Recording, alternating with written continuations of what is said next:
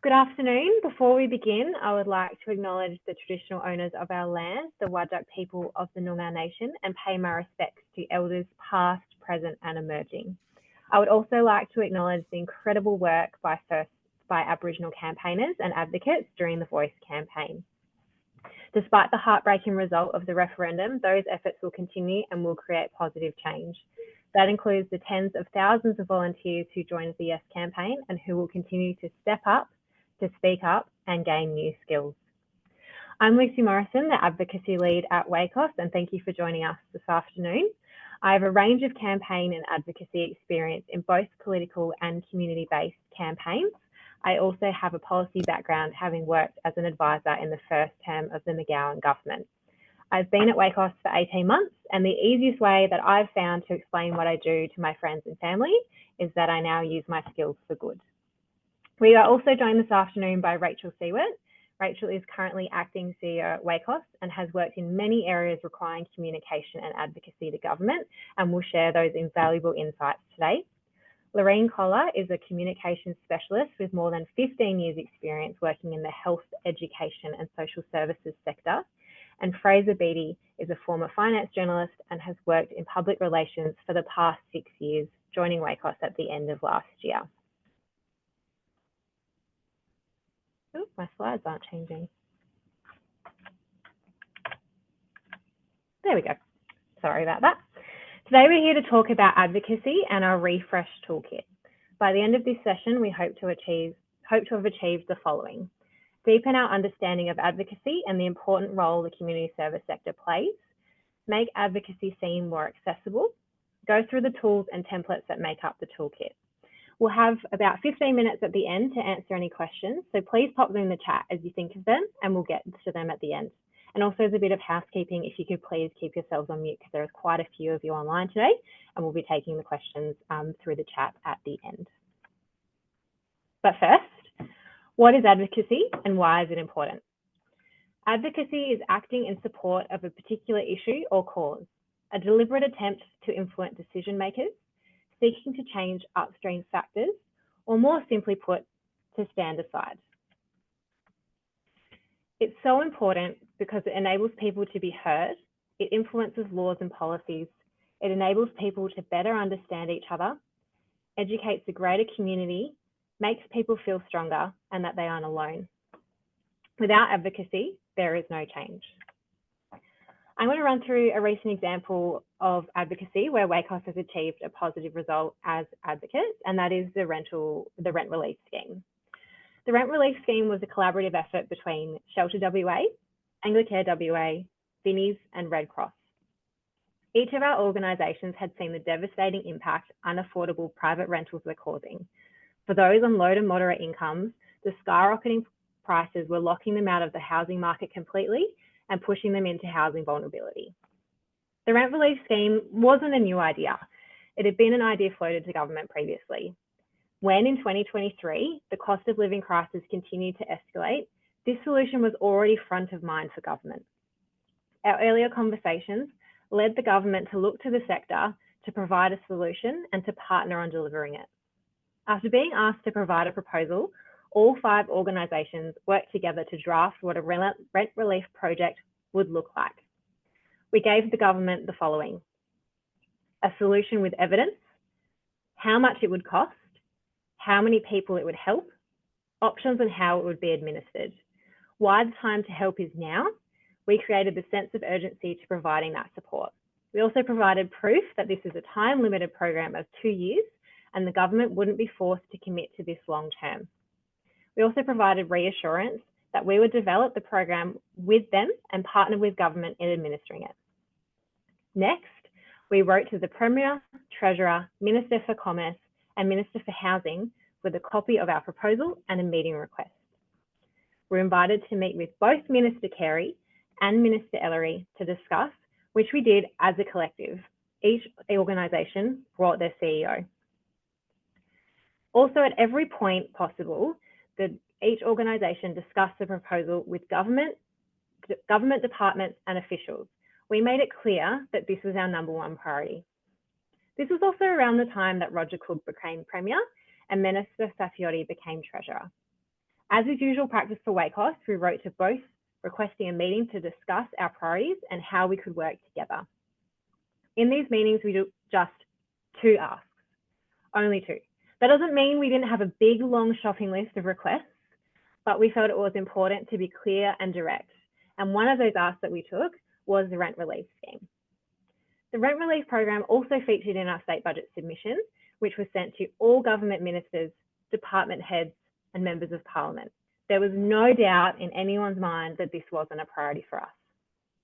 Then in November, WACOS, Anglicare, Vinnie's, Red Cross and Shelter were invited to join the Premier and Ministers Carey and Ellery to announce a $24.4 million rent relief program.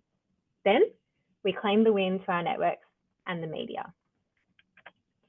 The key takeaways from the advocacy in this space is the strategic timing. We had floated this idea before, but the circumstances had changed and we knew now was the time to capitalise. We had an evidence-based solution ready with options. We were persistent, or as I prefer to say, we were diligent harassers.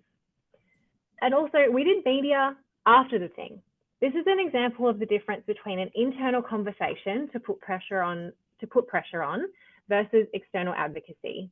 This is a fine line to draw, but the rent relief scheme was such a unique opportunity to work with a new Premier and government and build a relationship internally rather than advocate externally. But when each organisation was fronting the media, all of us made a concerted effort to build on the narrative around the government's need to pull every lever possible around housing and how the housing crisis was affecting the community. So we presented the narrative over the solution. The solution we presented in private. I thought it was important for me to acknowledge this because this won't always be the case, but also smaller organisations with limited resources may benefit from internal conversations rather than all of their time and energy being placed into chasing and creating a news story. And finally, we were a group. We were stronger together. We were 5 organisations with one clear ask. Oops, skipped ahead 2 slides there. We are proud to have created the Advocacy Toolkit. The toolkit is a resource that can assist community members and groups to understand and plan for advocacy. In our most recent stakeholder survey, feedback showed that there was an interest in more training, particularly around advocacy. And by the 280 of you that signed up for today's webinar, I would say that that's pretty true. This is a refreshed version, and not only is it much prettier, it now includes social media as well as some templates. The templates are on creating a meeting agenda, a letter, and a media release. Rachel, Lorraine, and Fraser are going to discuss those templates and more with you now. I'll hand over to Rachel, who will be discussing how to make your correspondence stand out, but also who is the best person to contact. Rachel. Thank you, Lucy. Hi, everybody. I too would like to acknowledge that I'm certainly on Whadjuk Noongar Boodja. I'm sure many of you are around the state. I'd like to pay my respects to elders past, present, and emerging. So you've made a decision that you want to influence an outcome. You want to achieve an outcome. So the first thing you do is think about who is the appropriate decision maker, or who are the appropriate decision makers, because sometimes the people that you want to influence or who will be making decisions are a local government person, a state government person, or federal government. Obviously, there's also, you may want to be influencing business or another NGO, for example, but I'd argue that a lot of these principles that we're talking about apply to all of those areas. So first off, think who are you trying to influence and how, then look at how do you make your correspondence. If first you're obviously doing as part of your campaign plan, which is what Lucy has also been talking about, you will be reaching out to the decision makers, whether they're if they're local government, state, whether they're a member. If you're looking at state government, you should also be thinking about the opposition. And if it's federal government, it's who's the minister. Same applies for the state. Who's the minister? who's the minister at the federal level, who else should you be coordinating with if you're reaching out, who's the parliamentary secretary at both the state and federal level. You may want to approach them first. You may want to take a stepped approach, but also there's a lot of other people that will influence the minister, and the opposition, that's your local member, is also from both your state local member, or whether they're a member of the Legislative Council or the Senate. And so you want to reach out to them and write to them. You will see in the kit that there is a template for writing letters, but there's some really key ways to write your letter and how to frame it. If you are doing a letter writing campaign, make sure you're advising that the people that are going to be writing the letters and your letter has a separate title, because I can speak from experience. If you use a letter writing campaign on a particular issue and they all have the same heading, you can easily put a filter on your email if you're emailing it. You can easily put a filter on your email, and then it all goes into a particular inbox, and then you write a standard letter back. What catches attention is if you clearly articulate, you put a separate heading on your letter, you clearly articulate what the issue is, you clearly articulate what you want them to do about it and how they can influence the decision. And if it's and if you're keen to meet them, you ask if you can have a meeting. If you can get a meeting, if that's the object of your letter, there's obviously then that you'll then single out your message, as Lucy articulated. Make sure you're clear in the message and what you're asking for. Never just write a letter pointing out what the issue is. You need to be clear about what you want them to do. It may be that you want a backbencher to raise the issue with their colleague, with the minister or the parliamentary secretary. It may be that you want the parliamentary secretary to raise the issue with the minister. But be very clear about what you're asking and why, and lay out those reasons really well. We have the template letter is set out there for you to use it as a basis, but don't copy it directly, because again, it'll look like a rote letter. You need to personalize the letter from yourself personally if it's part of an overall letter writing campaign, or personalize it from your organizational basis. That way, people will again understand where you're coming from and what the issues are. You may want to follow up your correspondence by making a phone call into the person's office that you're writing to ask if they've got the letter and to seek a meeting. You may want to, if it's in your local area, you may want to visit their office personally to drop in the letter, and also give a personal message to whoever will answer, whoever answers you when you're at their office. If you're writing if you've written one letter and you haven't got a response, follow it up with another email or another letter.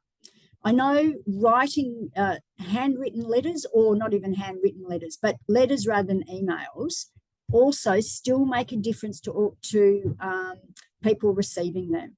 If you have taken the trouble to draft a letter, to print it up, or to handwrite it, people also will pay attention to that. You've taken that extra step of personalising a letter to a particular person and sending it through the mail. I know that's old-fashioned, but it still does stand out as a separate piece of correspondence. Using language in those letters that is to the point and is clear, but not too over the top, is also really important. Because if it's too over the top, people sort of flag it in, or here's somebody that's a bit out there and isn't necessarily keen on hearing what I have to say. They just want to present the argument to me. As I said, follow up. If you haven't had a response, follow it up with a phone call or another email. If you're still not receiving a response, again, maybe drop into the local office if it's a local politician and have a word to their elected officer to see if they will, if you could have an appointment to see the local member or ask them to pass on the information.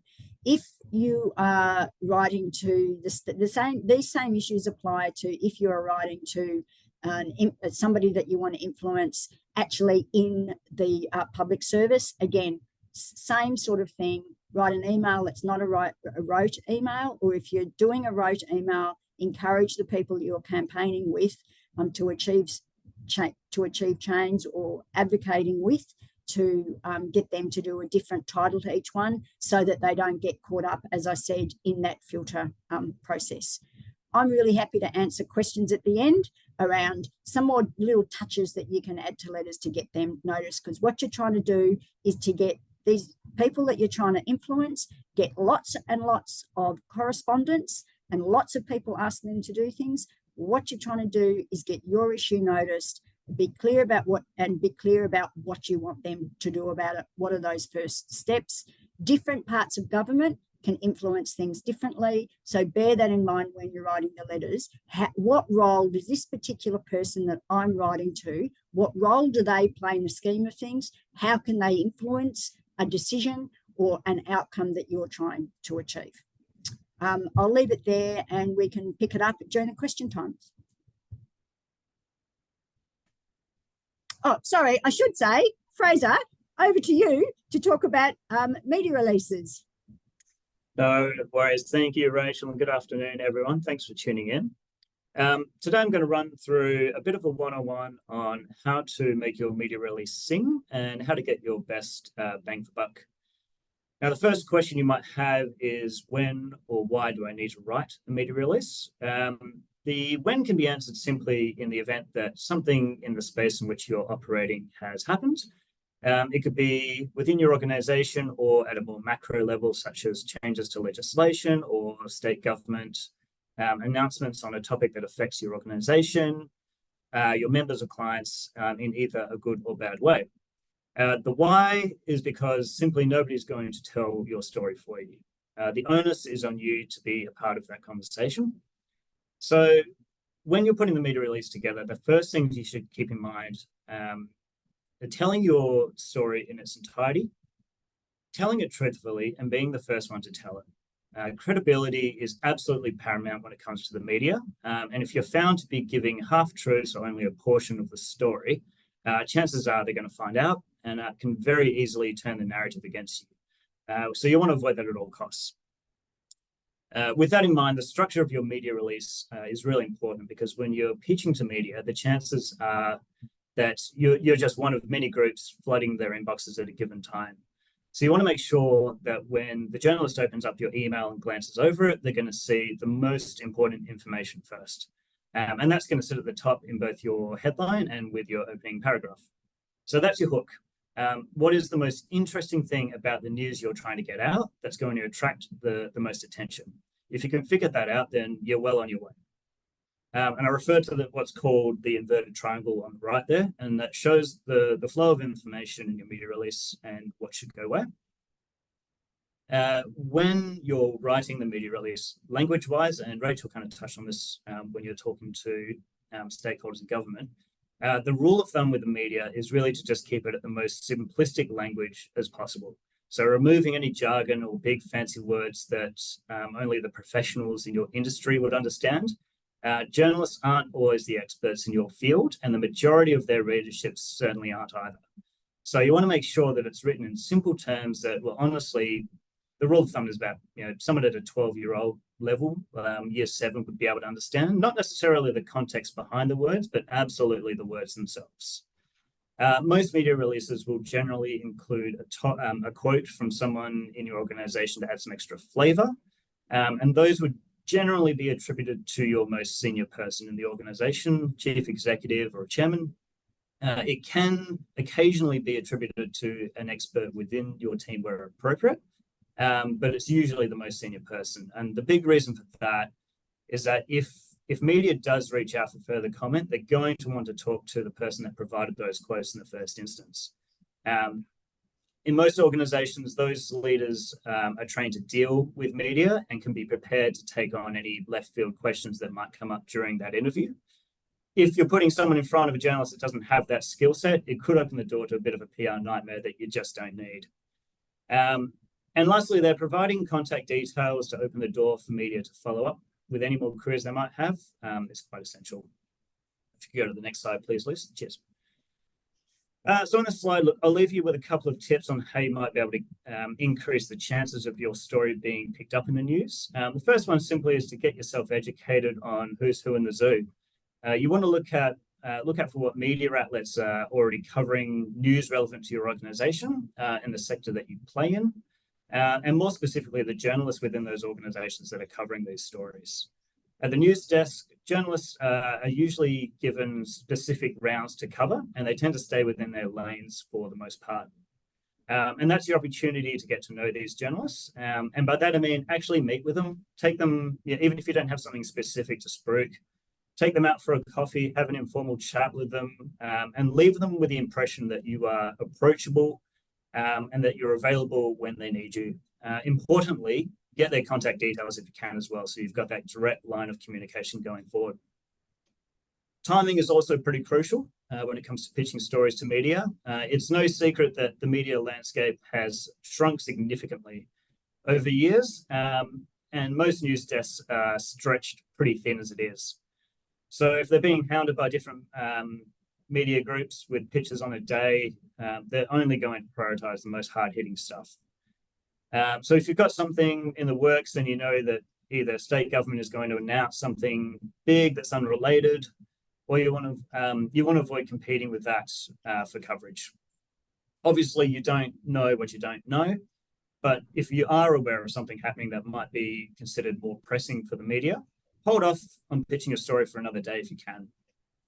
And when it comes to daily news, most journalists are working to an afternoon deadline. And the later in the day it gets, the less likely they are to pay attention to something that's just being pitched to them. If you can get something in front of them in the morning, that in itself can make the difference between coverage and no coverage. I mentioned earlier that that having quotes in your media release and your spokesperson ready to go if media follows up. But just to make sure that person is aware that your media release is going out at a certain time, try and block some time out in that person's diary so that you know that they're available to speak with media, just in case you do get some follow-up calls. Supporting collateral is also very useful. Any imagery or background information that you can provide the journalists with, that can go a long way as well. Basically, the most work you can do for the journalist, the better your chances are of having your story picked up. And lastly, you can lead a horse to water, but you can't make them drink. Success is never guaranteed, unfortunately, and all you can do is tick every box possible to make sure to make the journalist's life easy. But at the end of the day, you are at their mercy a little bit, unfortunately, and external factors beyond your control can take their attention away from your news, and that's just the nature of the business. So look, with that in mind, the Advocacy Toolkit is here to help. There's a template in there for you to follow, as well as a few prompts to ask yourself through the process. And if you have any troubles or questions about it, you're more than welcome to reach out to us. So with that, I'll hand over to Lorraine for all things social media. Thank you very much, Fraser. And my name is Lorraine, and today I would like to acknowledge that I am on Whadjuk Noongar land, and it is a very stunning day looking out the window here. So social media in advocacy. I'm going to talk to a few of the reasons why it's important to consider as part of your advocacy campaign, some tips and some things to think about before you dive in. So first of all, social media can help create greater awareness or amplify an issue. What it does is it can bring an issue to the forefront, especially if you're gathering a lot of support from that, especially through social media. It can allow you to take a public position on an issue, whether that's directly related to what you're advocating on or whether it's a separate issue that relates to what you're talking about. You can find and gather allies, grassroots supporters. You might be able to tap into some other organisations or grassroots community members that are doing similar work that might want to get on board with what you're doing. Social media is also good for supporting some of the other things that you're doing. So like Rachel and Fraser and Lucy were talking about, social media can support those, you might be having meetings, you might be getting some media coverage, and you can share that and create greater awareness through that on social media. It allows you to take people on a journey. So you might meet with a minister and then think, let's get a photo, and then post it on social media. So you're actually getting a little bit more, I guess, bang for your buck. You're getting a great meeting with the minister, but you're also going to use that on social media, and you're going to tell people about what and why you're meeting. And also you can thank them for their time once again by posting on and tagging them on social media.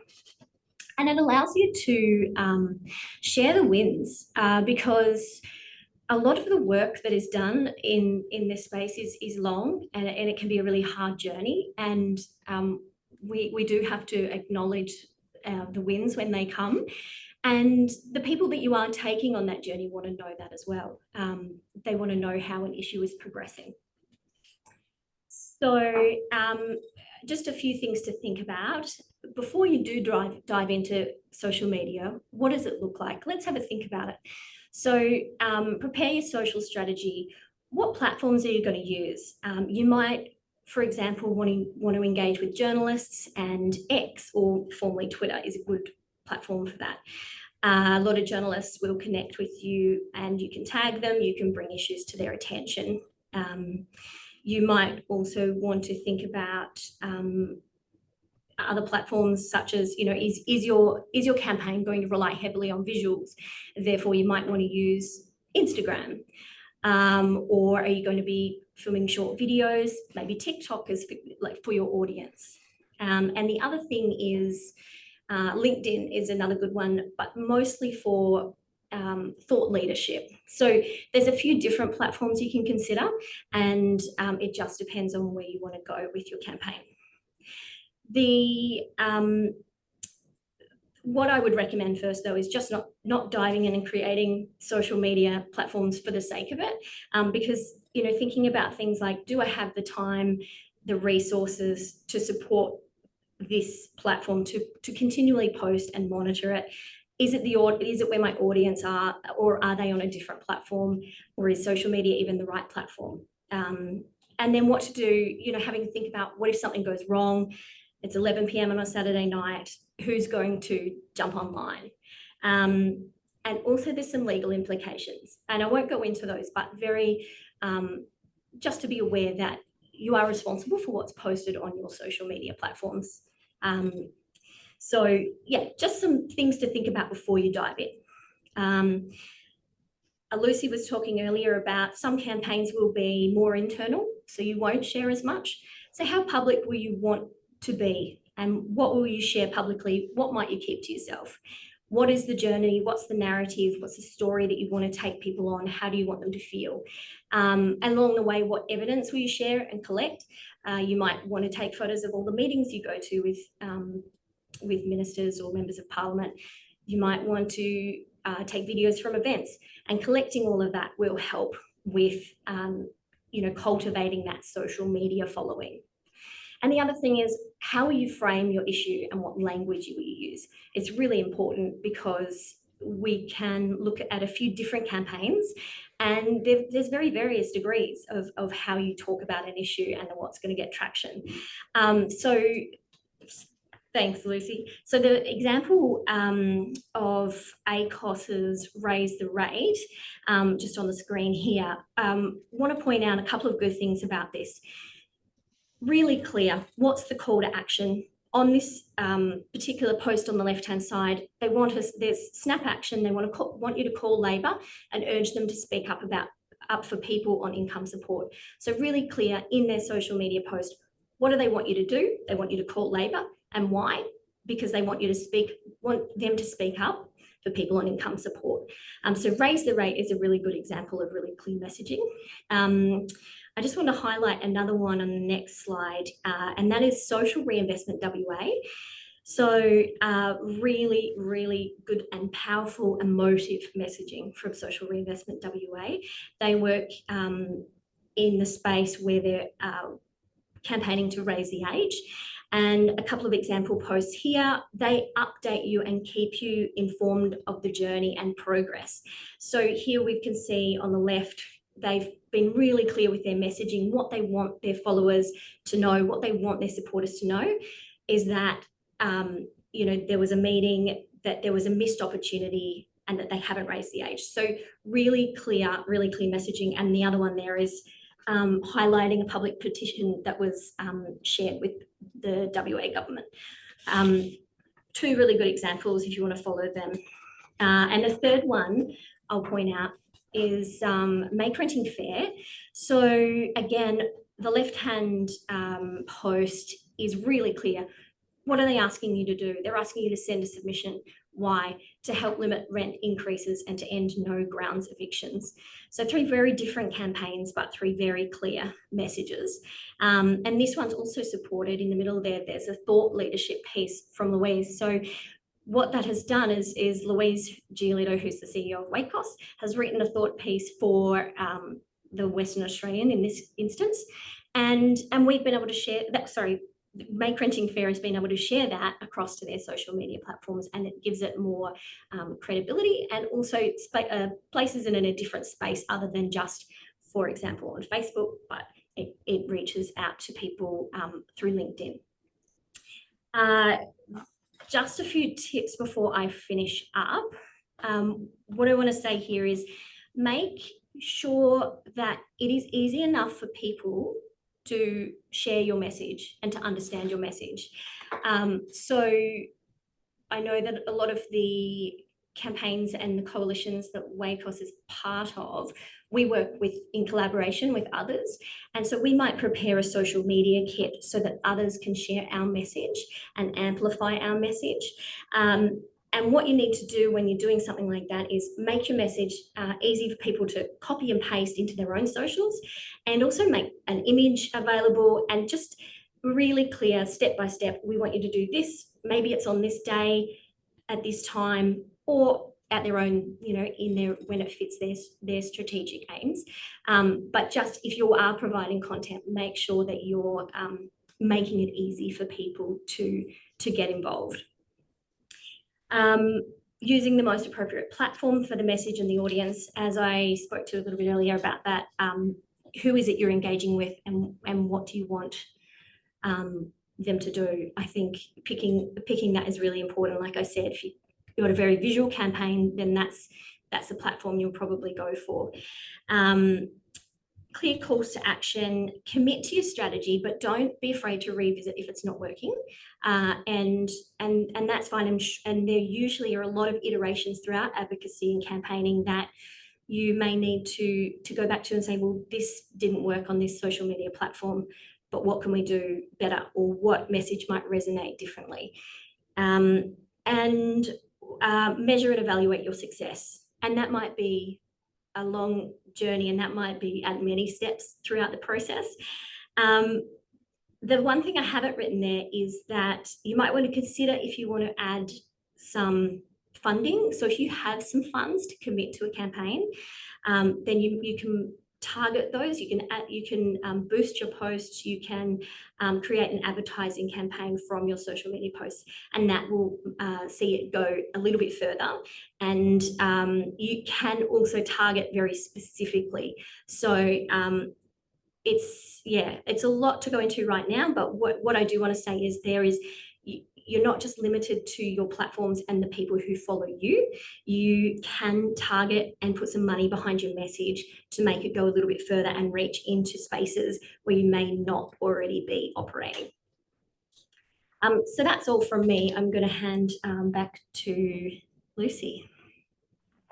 Great. Thanks, Lorraine, Fraser and Rachel. That was excellent. Before we jump into questions, I just have a couple more things. Because there are so many of you online, if you do have a question, please pop it in the chat the next little bit and we'll get to them. We have a bit of extra time for questions, which is nice.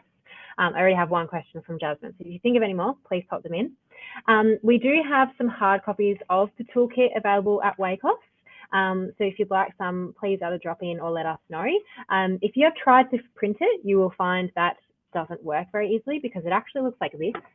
So when you print it, doesn't quite come out as well. So if you do need some hard copies, please let us know. Following this today, we'll be sending out a survey. Just if you could please complete it, let us know what you liked, what you didn't like, what you need more of, when we can take that on board. And third thing, this has been recorded. So early next week, we'll send around the talk for you to share it with anyone else who wasn't able to make it today. So thought I'd get that in now because I know it's Friday afternoon and I can feel you all itching to press the leave button. So now we can go to questions. Rachel, I've got one for you from Jasmine. What are the biggest mistakes you can make when writing letters?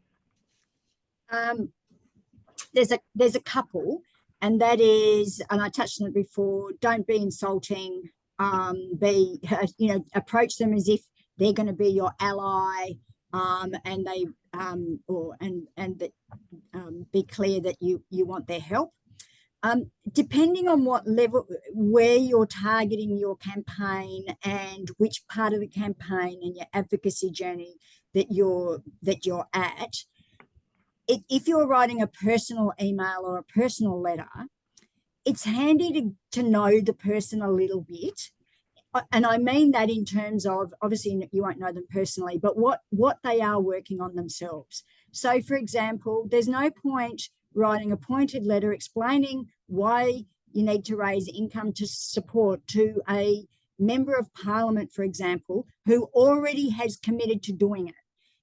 It gets a little bit annoying for MPs, for example, if you are saying to them, oh, it's really important that you raise the rate, and that person has been in parliament speaking about it and done a lot of things. What you want to do then is to get them as to do the next step. So you'd make a more personalised letter. So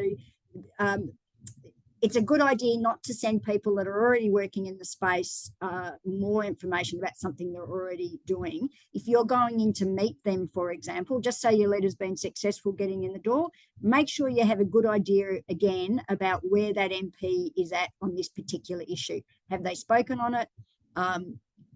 Have they taken any action? What's the next action? So you're actually trying to get them along the journey of taking more steps to do whatever you want them to do, whether it's speaking out publicly, whether it's raising it with somebody else in the minister or a parliamentary secretary or somebody with the agency. So try and meet them. If you're taking the time to write personal letters, make sure that you know who you're writing to and what you're asking them to do. Don't, and I touched on this a bit before, don't just do a letter saying this is a great big issue, because yes, it's a great big issue. They may have heard it before. It's what do you want them to do about it, and give them a specific action, and then maybe follow it up later on saying, if they have done it and they have let you know, so to get back to them and say thank you, and then keep them on your mailing list for then updates on the issue if they show an interest. If they get back to you, for heaven's sake, don't ignore them when they get back to you. Thanks, Rach. We've had a couple of people in the chat asking for a copy of the toolkit. Zaino has very helpfully popped the link in there, but we'll also include it in the email next week with a link to this recording. So yes, you absolutely can get a copy of that. There's a couple of questions that I will probably answer towards the end. One from Melanie. Does anyone in your team provide individual advice on proposed advocacy initiative approaches? Technically, no, but I'm always happy for you to call me and have a bit of a chat. I can also send the details through in the email next week if you wanted to flick me an email, and we can have a coffee or an email if you wanted to talk about it. But I will just mention as well, if you did like this and would like some more information, Wakeless are going to be running a small amount of advocacy training workshops. So these will be focused on building community and individual capacity rather than organisations. But we are going to be running those, and we only have a couple of spots remaining. So if you think you know of a member or you could benefit, please reach out to us and we can coordinate coming out to see you and seeing if that works. And we have a question from Kaylin. Where do I start as a young person? I don't even know where to start with that question. Possibly Rachel, do you have any advice on that one too? Yeah, it depends on, do you already have an issue that you're really keen on, and you're already a member of a group, or are you an individual who wants to know, which groups are available, what issues are available, what's your passion. There are some, there's a list of our member organisations on our website, for example. But if you're an individual, what are the areas you're interested in? Obviously, we hope you're interested in some area of social justice. Is it housing? Is it are you keen on working in the area of social justice, in terms of justice, or in terms of working in the mental health, for example? So it depends on what you're passionate about. And again, looking at, there's various organisations around that are always interested in people joining their advocacy campaigns. And there's various websites. So I just probably need a little bit more information on where to suggest that you go to for some more advice and how to get involved. So I'm happy to take that a little bit further if you let me know a little bit more information. Thank you. There's been quite a few questions. Oh, the follow-up was they're interested in social justice, human rights, mental health, housing, and queer rights. All of the good stuff for community service. All of the above. It'd be useful, I think, to then look at who are the organisations there doing advocacy in that space. Some of our member organisations and in the sector are service providers and may not do that much specific advocacy, although some of them will, of course, welcome volunteers. But there are other, peak organisations in particular will do some advocacy and may want some assistance as well. There are specific advocacy groups around that would welcome assistance. There's also online, there's a number of organisations that have calls for action out, want you to write letters. Again, those personal letters are really important because it means that someone's gone that extra, instead of just, you'll see a lot of campaigning which is about click the link, put your name in, and they'll send an email for you. They just get counted. They don't get in necessarily, or they get an email, because as I said earlier, they'll go into a special file and you can write an email, press a button, and you respond to everyone at the same time, saying what a good person you are and how much you care about an issue. If there is an individual letter that comes in, then you'll get more likely to get an answer. So bear that in mind.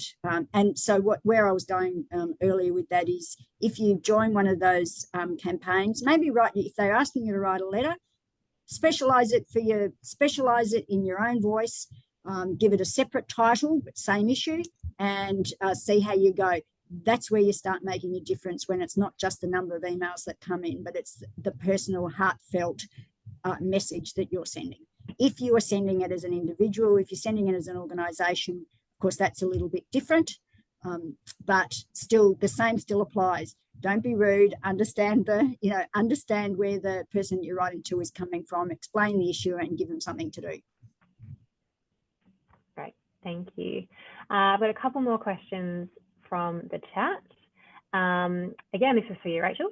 If you have sent a letter to a minister who's not responsive, how often should you try again, or are there other steps?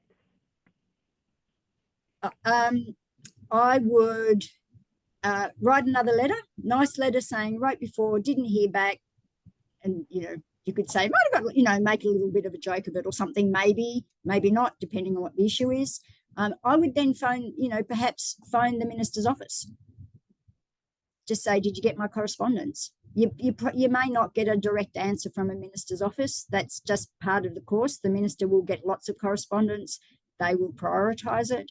If you're from an organisation, I think you have a right to get a response, rather than if you're an individual. Individuals should get responses, but as I said, ministers' offices are very busy. So you may not get a response, or you may get in the distant, in a couple of months' time, a fairly rote standard response. But as an organisation, I think they should respond. So, maybe ring the office to see what's happened to your correspondence. Thank you. And the last question, I might start, but then if anyone else has any other suggestions, any advice for resources to stay up to date with current politicians or policies? There are a few things. I would follow the appropriate minister that you're concerned with on all forms of social media. Also, all of the political parties to kind of see where they're gauging. Also on the government website, you can sign up to media releases from specific ministers and get them as they come out live. So that's a really good way of keeping track of all of those things. If you really feel like it, you can look at the government list of agendas for the day, but I would suggest social media and also the government media releases for the first instance. That's a really good way to keep track of the policies, particularly in the next 12 months. I'm sure there'll be a lot of announcements leading up to a federal and a state election, and just keeping an eye on all of that will be on social media. So that's my first suggestion. If you want to get to know, if you want to get to know a particular minister, where they're coming from, or somebody that, you know, and this is from a political party perspective, and particularly if you get in the door to go and see them, say your local member, it's useful to go and have a quick look at Hansard, to look at what are the things they've talked about, what does their first speech say, what are the things that they've been talking about in Parliament, because you get a bit of a feel, and this can be even if you're writing them a letter, you get a bit of a feel for where they're coming from and can see if they're a little bit sympathetic, and that can help you decide how you're going to pitch your letter or your correspondence, or in fact, if you're lucky to get a meeting, how you would pitch your ask and how you would talk to them. Don't go in, if they've, as I said earlier, if they've said a hell of a lot about the particular issue you're interested in, assume they're very knowledgeable and talk to them at that level. You don't need to tell them all the issues, ins and outs, because if they care that much that they've spoken about it and been on the record, they don't need to be reminded. Thank you. And I think I'll make this last question. Would you suggest support, this is for you, Rachel, of course, would you suggest supporting the individual to write the letter rather than it coming from an organisation? Or both? I do both. So particularly, well, there's different individuals, there's individuals' lived experience, and I would definitely encourage people, if they were willing to perhaps talk from a lived experience point of view. Of course, that's, make sure if you're engaging people with lived experience, that it's done in an appropriate, safely and appropriately. Individuals do count, but an organisation, getting a letter from an organisation is also very important. So make it part of your campaign to get individuals, as I said, people with lived experience and the organisation. It's all helps. Thank you. And thank you again, everyone, for joining us this Friday afternoon. We'll be sending the survey out later on today. So if there's anything that we didn't address and you would really like to know, please pop it in there. Let us know if you have any further questions, if you think of them. And the recording of this will be going out early next week. And of course, if you are interested in any more training for individuals or community, building community capacity, please reach out as well. But thank you and enjoy the rest of your weekend.